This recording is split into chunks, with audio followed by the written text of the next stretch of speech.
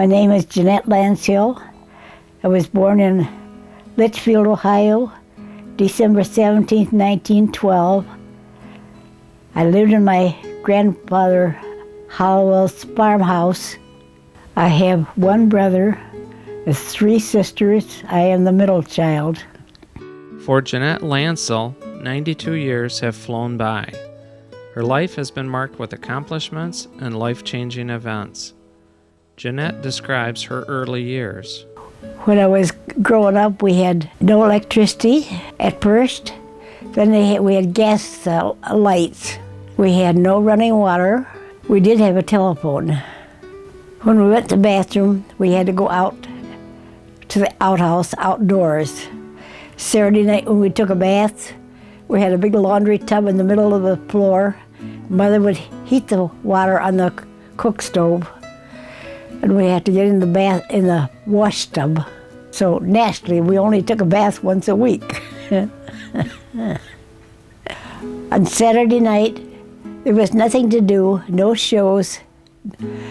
So we would stay home. Mother would play the piano, Dad would play the violin, and we girls would sit around and sing.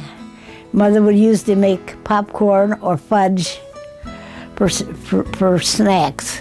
We didn't go to the store and buy candy bars like they do now.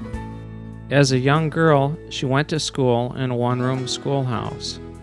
She describes an experience she had going to school.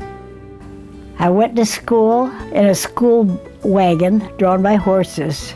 The horses were frightened by an automobile, went in the ditch. I landed on the floor. I hurt my back. So I was out of school for the rest of the school year. Her family moved to LaGrange, Ohio, and she went on to graduate from LaGrange High School. She took a year off after high school and worked as a live-in nanny. Her boss, Mrs. Cleanbill, was very strict and organized. Every hour she had me accounted for, from 7 o'clock in the morning until 8 o'clock at night, after I'd put the kids to bed and all the dishes were done and all the work was done. And I've kept that in my mind ever since. Now I write lists of everything I want done, everything I gotta do, everything where I'm gonna go, practically what I'm gonna wear. She was accepted to Oberlin College, which was one of the best business colleges in Ohio at the time. She attended there for 2 years but did not get a degree. She attended the Detroit Business Institute and later graduated. She was the only child in her family to graduate from college. During this time, Jeanette was still doing housework for the Cleanbills during the summer. She moved with them to Detroit. She took classes at the local YWCA. She met a friend there. One friend, Frances, I still write to her. Through Frances, she met her future husband, George. He worked at the Ford Motor Company at the time. They got married on June 19, 1937. Jeanette describes her honeymoon. Then we went into the Ozarks for a week. Then we came back to Detroit. We lived in an apartment for a while, and later on we bought a house. George and Jeanette had an opportunity to buy a local grocery store. They named it Griner Market. Jeanette worked in the store, and George was the butcher. They worked long hours, 6 to 7 days a week, to make the business work. George and Jeanette had 3 children, Jean, Beverly, and Janet. As a family, they spent time traveling. We'd stop at the roadside table, and we'd take a can of beans and hot dogs. He never liked to go to the restaurant. So he put the beans on the radiator of the car and drove. That way it got warm. In later years, they sold the store. We must have owned the store about 40 years, I think. We had no place to live, so we had to buy a house. It was kind of an empty feeling, wondering if we had enough money to live on the rest of our lives. George and Jeanette moved to Berkeley, Michigan. They retired there and enjoyed many activities together. They both enjoyed fishing as a mutual hobby and spent many summers doing that. Health problems took a toll on both George and Jeanette. Jeanette had her knees replaced. She now gets around with the walker and wheelchair that she has. George was a hard worker well into his 80s. He was very handy and could fix anything. He had emphysema, and as he got older, his health worsened. Jeanette describes one summer day. Dad came in from cutting the grass. He says, I can't breathe. I says, well, sit down. I'll get you a drink of water. And then he slumped on the chair and he was gone. Well, right away, I reached over and I called 911. I got over right away and opened up the door so that they would come in. I turned the light on to be sure they'd know, but I'd already told them the address. But I think Berkeley knew where I was from my telephone bill number.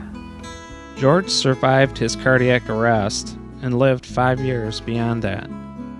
At the age of 92, Jeanette Lancial still has her independence. She lives in her own house with the help of her children. You can't take a picture down in the bathroom. Aunt Mary lived in a nursing home and it was a bad one. I'd rather live in my own home as long as I could, as long as somebody can come over and help me and get my groceries. I managed pretty good with the TV dinners. Jeanette recalls some of the best memories of her life. Probably the best president would be Franklin Roosevelt. He was for the people. He did a lot of things for them. Probably the worst president would be Wilson. We went into war, but probably he had to. I spent a lot of time crossword puzzle, reading the paper. I'm always reading somebody's book that they bring me. I keep track of them too. So I don't have to read them again. I live by the golden rule. Do unto others as you'd have them do unto you. Never gossip. Never say a bad word about anybody because it goes back to you. Never be crabby or nobody will come around to see you. I never smoked or never drank. Maybe a little bit wine, a little bit of beer. I smoked a few cigarettes. But it cost too much money, so I figured that wasn't for me. Probably the best modern convenience in my life has been a TV. You could always find something 24 hours a day on that. Uncle Ben, he said he's going to live to be 100. Well, I'm going to live to be 100. I'm 92 now. And I'm okay. There's not too much wrong with me physically. Otherwise, I'm in pretty good shape. Jeanette finds her life worth living. Her accomplishments include a college education, a successful business, 3 children, and a happy life. Jeanette Lancial is a very interesting elder and should be an inspiration to us all. Another turning point, a fork stuck in the road. Time grabs you by the wrist, directs you where to go. So make the best of this test and don't ask why. It's not a question but a lesson learned in time. It's something unpredictable, but in the end is right. I hope you had the time of your life.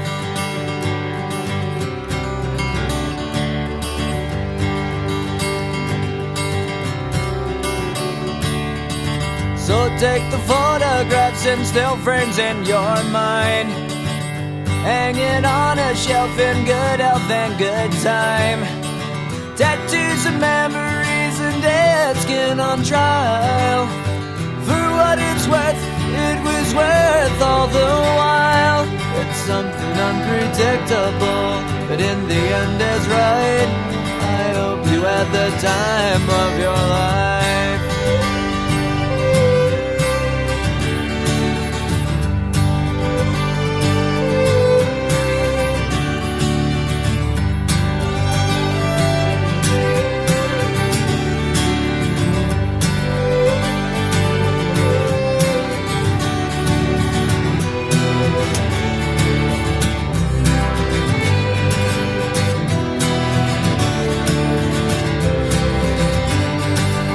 something unpredictable, but in the end it's right. I hope you had the time of your life.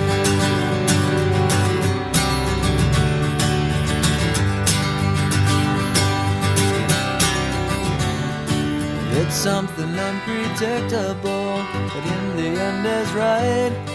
I hope you had the time of your life.